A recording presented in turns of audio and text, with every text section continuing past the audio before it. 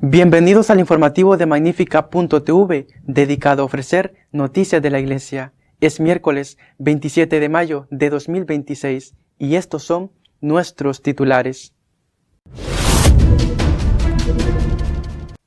El Papa León XIV ha publicado su primera encíclica dedicada a la inteligencia artificial y al peligro de que sea utilizada para la deshumanización de las personas. León XIV se ha reunido con los presidentes de las asociaciones laicales y les ha pedido que no se encierren en sí mismos y que estén unidos a los obispos. Se han hecho públicas las reuniones que deberán implementarse hasta 2028 para llevar a la práctica lo aprobado en el Sínodo sobre la sinodalidad. El cardenal Utrecht Eck ha rechazado el informe número 9 del Sínodo sobre la homosexualidad por considerarlo contrario a la enseñanza de la Iglesia. Primera encíclica del Papa León XIV, Magnifica Humanitas, que ha querido dedicar a uno de los temas más urgentes de nuestro tiempo, la inteligencia artificial. El Papa León XIV ha promulgado este lunes su primera carta encíclica titulada Magnifica Humanitas, dedicada a la custodia de la persona humana en el tiempo de la inteligencia artificial. El documento coincide deliberadamente con el 135 aniversario de la promulgación de Rerum Novarum, la gran encíclica social de León XIII. La encíclica fue presentada a las 11:30 en el aula del Sínodo, en presencia del propio Romano Pontífice, lo cual constituye en sí mismo una gran novedad. León XIV intervino al final del acto e impartió su bendición, mientras que las conclusiones corrieron a cargo del cardenal Pietro Parolin, secretario de Estado. Como ponentes intervinieron el cardenal Víctor Manuel Fernández, prefecto del Dicasterio para la Doctrina de la Fe, y el cardenal Michael Czerny, prefecto del Dicasterio para el Servicio del Desarrollo Humano Integral.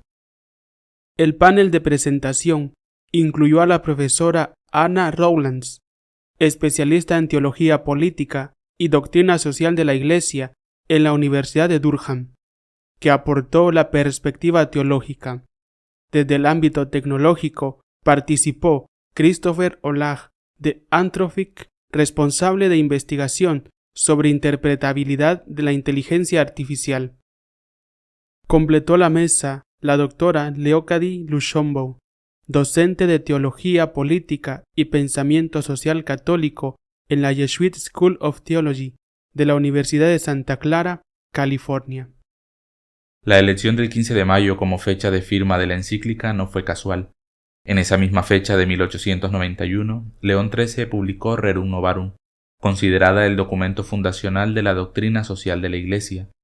Con Magnifica Humanitas, León XIV inscribe su primer gran documento magisterial en la tradición de la reflexión social católica, aplicada ahora al desafío que la inteligencia artificial plantea a la dignidad de la persona.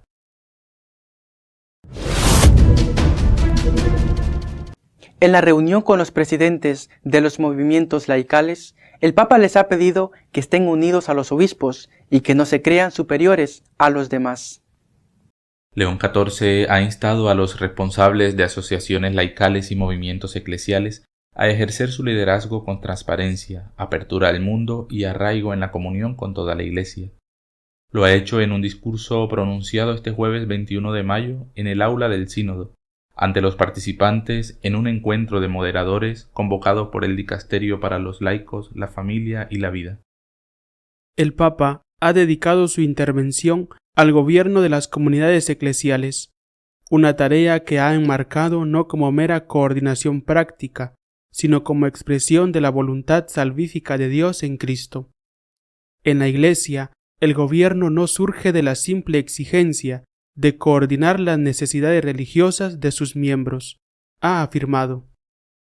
El Papa ha enumerado las características que deben estar en el ejercicio del gobierno eclesial: la escucha recíproca, la corresponsabilidad, la transparencia, la cercanía fraterna y el discernimiento comunitario.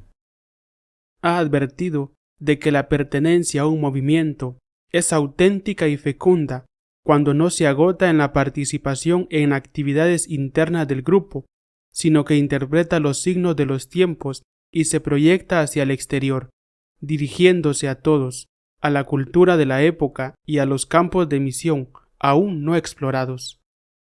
El pontífice ha dedicado una parte destacada de su discurso a la comunión, tanto interna como con el conjunto de la Iglesia. Ha pedido a quienes gobiernan que aprendan a escuchar y a acoger opiniones diversas, orientaciones culturales y espirituales diferentes, temperamentos personales distintos, procurando conservar el bien superior de la comunión. En un pasaje espontáneo, el Papa ha sido directo al referirse a la tentación del encierro grupal. A veces encontramos grupos que se encierran en sí mismos y piensan que su realidad específica es la única o es la Iglesia, pero la Iglesia somos todos nosotros, es mucho más. Ha insistido en que los movimientos deben vivir en comunión con toda la Iglesia a nivel diocesano y ha señalado al obispo como figura de referencia muy importante. Si un grupo dice no, con ese obispo no estamos en comunión, queremos otro, eso no está bien. La fidelidad al carisma fundacional, ha explicado el Papa, no equivale a repetir los modelos del pasado, por muy positivos que sean, sino a encontrar en ese carisma la inspiración para abrirse al camino que la Iglesia recorre en el presente, dejándose interpelar por nuevas realidades y desafíos. Todo carisma auténtico incluye ya en sí mismo la fidelidad y la apertura a la Iglesia, ha afirmado. El Vaticano ha hecho público el calendario de reuniones que deberán llevarse a cabo en todo el mundo para aplicar el Sínodo de la Sinodalidad. La Secretaría General del Sínodo ha publicado el documento que traza la hoja de ruta para las iglesias locales de todo el mundo hasta la celebración de la Asamblea Eclesial de octubre de 2028 en el Vaticano, en presencia del Papa León XIV. El texto, titulado Hacia las Asambleas 2027-2028, Etapas, Criterios, Instrumentos, establece un itinerario articulado en 4 fases progresivas, con un calendario preciso, una metodología común y criterios de participación para las diócesis, las conferencias episcopales y las instancias continentales. El itinerario se estructura en torno a 4 verbos que definen su propósito eclesial y espiritual. La primera etapa, hacer memoria, ocupará el primer semestre de 2027. Las asambleas diocesanas y eparquiales revisarán la experiencia de implementación del documento final mediante un relato narrativo y una carta dirigida a las demás iglesias. La segunda fase, interpretar, se desarrollará durante el segundo semestre de 2027, cuando las asambleas de las conferencias episcopales, nacionales o regionales elaborarán un informe teológico pastoral y una carta a las iglesias locales. El tercer momento, orientar, tendrá lugar en el primer cuatrimestre de 2028 con las asambleas continentales que prepararán un informe de perspectiva destinado a identificar prioridades y directrices compartidas. Este documento servirá de base para el Instrumentum Laboris de la Asamblea Eclesial. La cuarta y última etapa, celebrar, culminará en octubre de 2028, cuando la Asamblea Eclesial de toda la Iglesia se reúna en el Vaticano junto al Santo Padre. Cada etapa culminará con una asamblea y con la elaboración de documentos que alimentarán el discernimiento eclesial. Todos los materiales deberán remitirse a la Secretaría General del Sínodo en fechas precisas, antes del 30 de junio de 2027 para la etapa diocesana, antes del 31 de diciembre de 2027 para la etapa de conferencias episcopales y antes del 30 de abril de 2028 para la continental.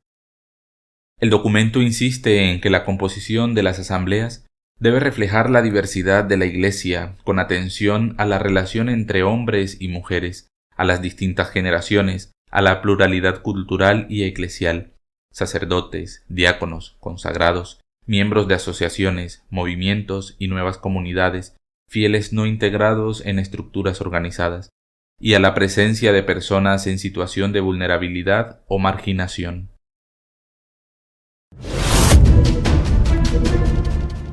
Según el cardenal Eich, el informe del Grupo 9 del Sínodo supone una preocupante desviación de la enseñanza moral constante de la Iglesia Católica. La preocupación más inmediata del cardenal Eich se refiere al tratamiento que el informe da a las relaciones entre personas del mismo sexo. El documento presenta testimonios de personas con atracciones homosexuales sin proporcionar el marco moral de la Iglesia para comprender estas experiencias. El informe afirma que un testigo da testimonio del descubrimiento de que el pecado en su raíz no consiste en la relación de pareja del mismo sexo, sino en la falta de fe en un Dios que desea nuestra plenitud. Los autores del informe reproducen esta afirmación sin corrección ni aclaración. El razonamiento de este testigo es fundamentalmente erróneo. Los actos homosexuales son intrínsecamente malos. Esta es una doctrina católica establecida. Un cristiano creyente que se involucra en tales actos ciertamente falla en la fe, en la medida en que no confía en la gracia de Dios que le permite evitar el pecado. Pero esto no significa que el pecado resida principalmente en la falta de fe más que en el acto en sí, como sugiere el testigo. El hecho de que los autores no aclaren este punto crea una ambigüedad peligrosa.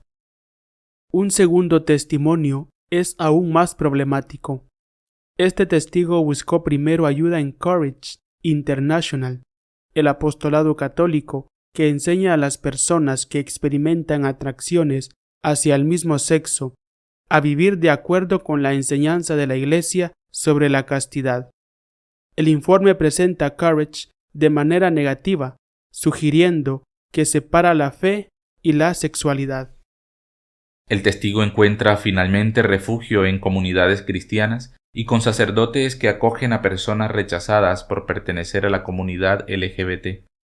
La clara implicación es que este segundo testigo que vive en una relación homosexual lo hace con el apoyo y la aprobación de estos sacerdotes y comunidades.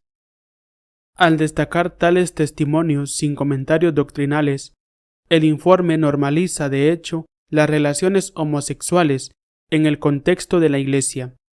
Esto representa un claro intento de debilitar la doctrina moral católica. Los autores invocan la afirmación de Jesús de que el sábado fue hecho para el hombre y no el hombre para el sábado, para sugerir que las normas morales no pueden ser absolutas, que debe haber excepciones basadas en las circunstancias y experiencias individuales. Se trata de una interpretación errónea fundamental de la Escritura. La enseñanza de Jesús sobre el sábado se refería a la ley positiva divina, normas reveladas en la Escritura que no son intrínsecamente absolutas, a menos que coincidan con la ley natural. Pero la ley moral relativa al matrimonio y la sexualidad tiene un carácter totalmente diferente. Estas normas emanan de la ley natural, que refleja los designios de Dios al crear a los seres humanos, el matrimonio y la sexualidad misma. Dios creó el matrimonio como una entrega mutua y total entre un hombre y una mujer, a través de la cual pueden transmitir la vida humana. La diferenciación sexual y la apertura a la vida son elementos esenciales de esta entrega total. Los actos sexuales entre personas del mismo sexo no pueden constituir tal entrega total, ya que por su propia naturaleza están cerrados a la transmisión de la vida. Cualquier acto que viole las intenciones creadoras de Dios respecto al matrimonio y la sexualidad es siempre abominable sin excepción. El informe del Grupo de Estudio 9, concluye Eich, contradice fundamentalmente la doctrina moral católica y socava por completo su aplicación a la conducta moral. Relativiza la doctrina moral de la Iglesia, con consecuencias que van mucho más allá de las cuestiones de sexualidad, hasta la protección de la vida humana misma. Este informe debe ser refutado con firmeza. Nuestro editorial está dedicado a comentar el apoyo que el cardenal Grech, prefecto de la Secretaría del Sínodo, ha dado al sínodo alemán. Alemania sigue dando que hablar.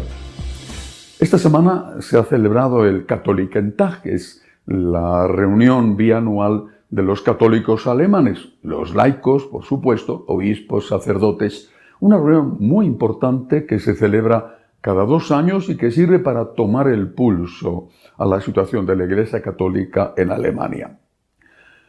Entre otros invitados seguramente importantes, ha contado con 2 cardenales, cardenal Grech, que es el prefecto del dicasterio para el sínodo, y el cardenal Nemeth, que es el arzobispo de Belgrado.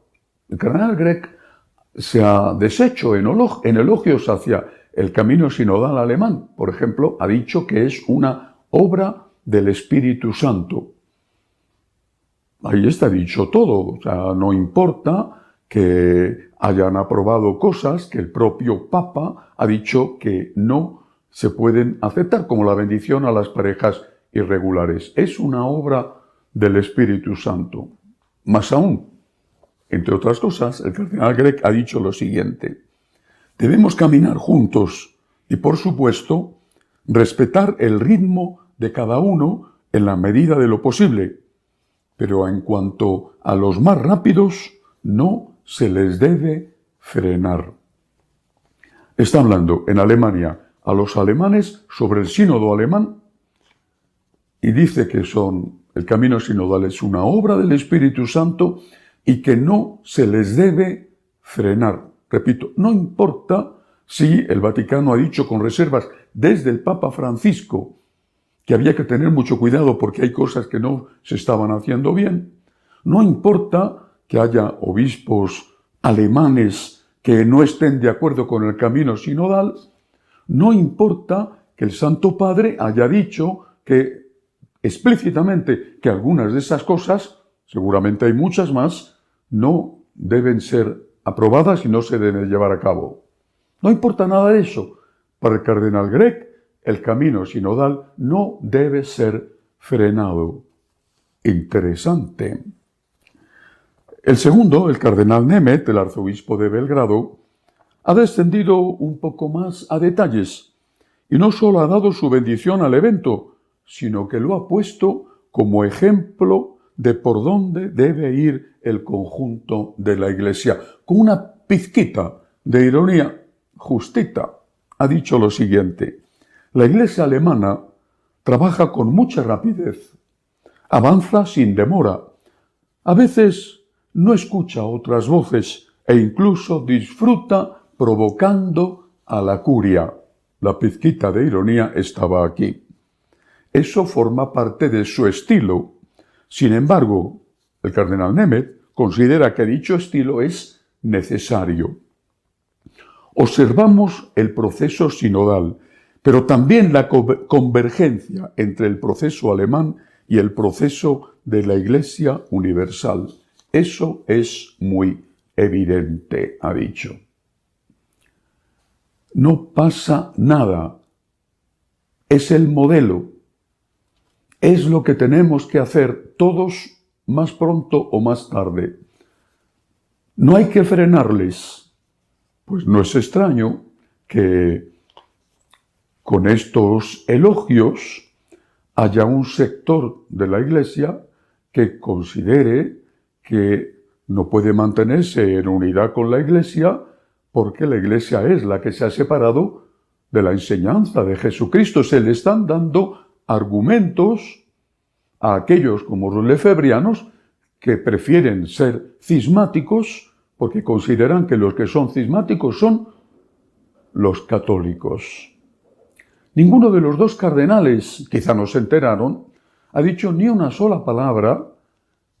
Al contrario, esto es maravilloso.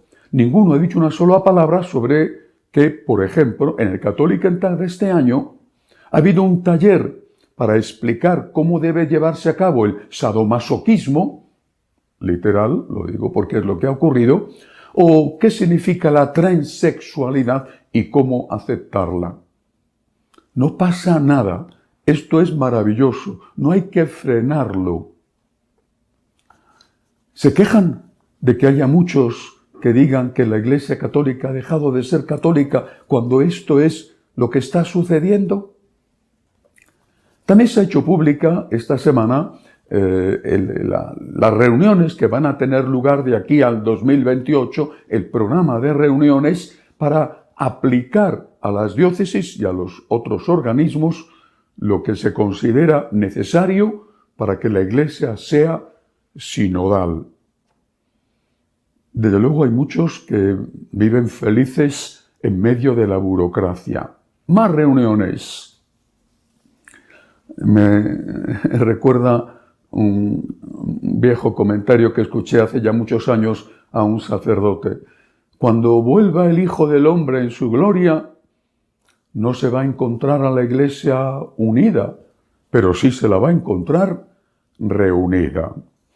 Más reuniones para implementar la sinodalidad. Entre otras cosas, se dice que es obligatorio que en esas reuniones se estudie las aportaciones que han hecho los distintos grupos de estudio, incluido el grupo número 9, sobre cómo hay que afrontar ahora las relaciones homosexuales. ¿Qué nueva perspectiva hay que tener ante las relaciones homosexuales? No importa si muchos, una vez que se supo el contenido de ese grupo de estudio, se han manifestado en contra, entre ellos varios cardenales, no importa. Tampoco dice que esas conclusiones tengan que ser aceptadas, pero sí dice que son motivo obligatorio de estudio y de deliberación. Pues habrá que reunirse una y otra vez hasta el 2028 y posiblemente, ya lo dicen, que habrá que continuar de ahí en adelante, no sé si es hasta el infinito, hasta que venga el Señor en su gloria, o esto tendrá al fin algún límite. Un evento muy importante de esta semana ha sido el encuentro, la reunión que el Santo Padre ha tenido con los presidentes de los movimientos y de las asociaciones laicales. Es un evento siempre muy esperado y esta vez, afortunadamente, el Papa ha podido saludar uno a los asistentes. El discurso del Papa ha sido impecable. El Papa tiene razón cuando dice que los carismas son un don para toda la Iglesia.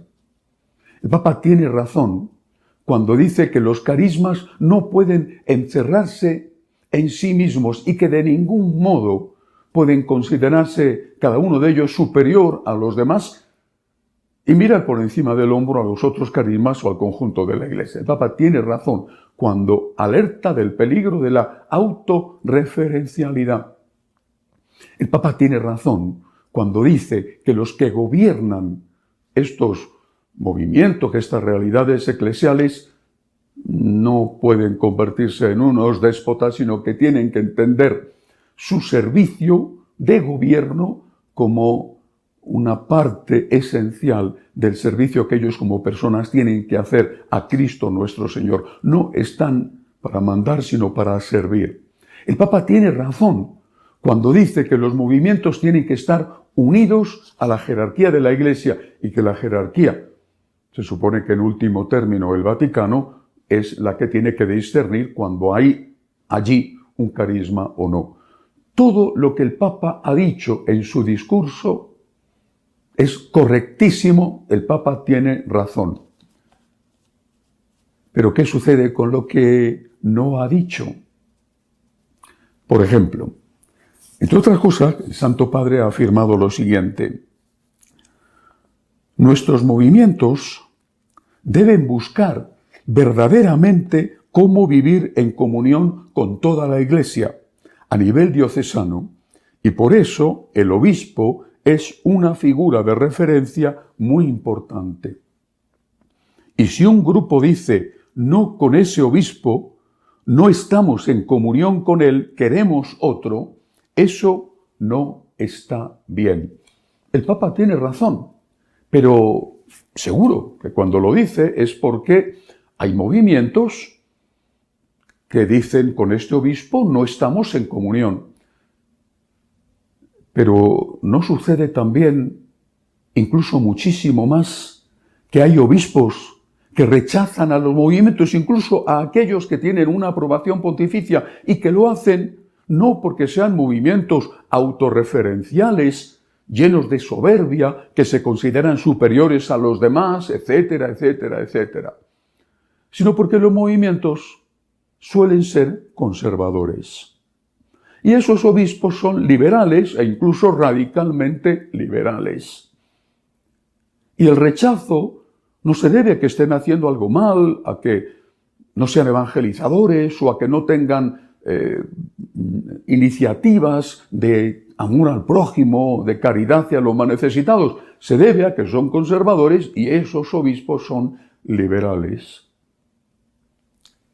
Hace unos días leí algo que me pareció al menos simpático. Decían, los obispos son unos señores que nunca pagan la cuenta de la cena y a los cuales nunca se les dice la verdad, porque solo se les dice aquello que el que habla con ellos cree que ellos quieren escuchar.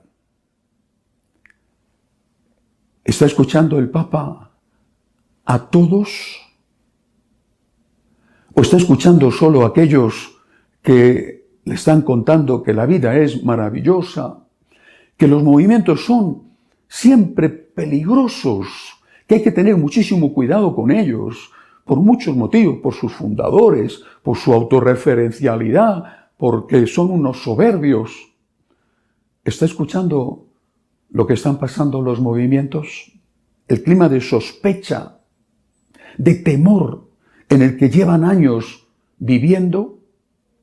Quizá le convendría al Santo Padre oír otra parte de la verdad, o al menos otra visión de la realidad, quizá no tan maravillosa, y donde se viera que los movimientos no son siempre peligrosos, a los cuales hay que corregir continuamente. Claro, para eso hay que decidirse a escuchar a todos y desde luego no meter miedo al que se atreva a hablar contando esa otra perspectiva. San Juan Pablo II entendió que de verdad los movimientos son un don del Espíritu Santo. Aquellos de entonces, que hoy ya son antiguos, pero también a los nuevos que iban apareciendo. Por supuesto que hay que hacer discernimiento y por supuesto que se cometieron errores.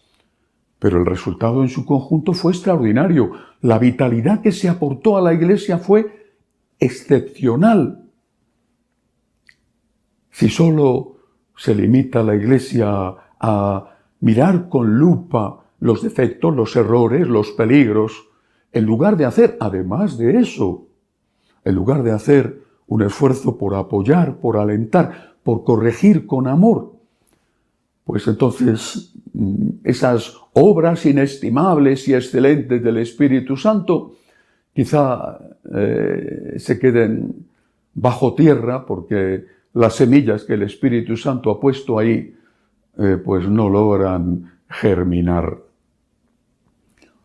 Es interesante ver cómo a los que se esfuerzan de verdad por ser fieles a la tradición, a la palabra de Dios, al magisterio, por evangelizar, por ir a mar abierto, por crear nuevos caminos de evangelización, por ayudar a los pobres, se les mira con sospecha. Cuidado, cuidado, no sea que a lo mejor se excedan, cuidado. O incluso se les persigue. Ahí está, repito, lo que está sucediendo en tantas diócesis con obispos liberales o incluso radicalmente liberales, para los cuales los movimientos son peligrosísimos porque son conservadores. Mientras tanto, el camino sinodal alemán, del cual el propio Papa ha dicho que hay cosas que están aplicando y que no son correctas, se presenta como un modelo y se anima a que sigan y que de ningún modo se les frene. Quizá será porque los alemanes son ricos, quizá. ¿Qué hubiera ocurrido si por ejemplo, por supuesto es una imagen la que voy a poner absurda, si por ejemplo los obispos africanos hubieran dicho que van a implementar un bendicional para los polígamos. Aparece el Señor con 5, 6, 8 mujeres, bendición a esa unidad que ahora se llamaría no poligamia, sino poliamor. ¿Qué hubiera ocurrido? ¿Cuánto hubieran tardado esos obispos en ser destituidos? ¿Será que en Alemania no pasa nada y se les elogia porque son ricos? Y en cambio, los otros no se les hubiera permitido porque son pobres y porque solo sirven para aumentar las estadísticas debido al excelente crecimiento en bautismos y al elevado número de seminaristas. Pidamos por el Papa, pidamos por él. Siempre pido lo mismo. No es nada fácil su tarea en este momento tan complejo en la historia de la Iglesia. Pidamos por el Papa. Hasta la semana que viene, si Dios quiere. Seguiremos informándoles de lo que acontece en la Iglesia. Puede seguirnos en nuestro canal de Magnífica.tv y Franciscanos de María.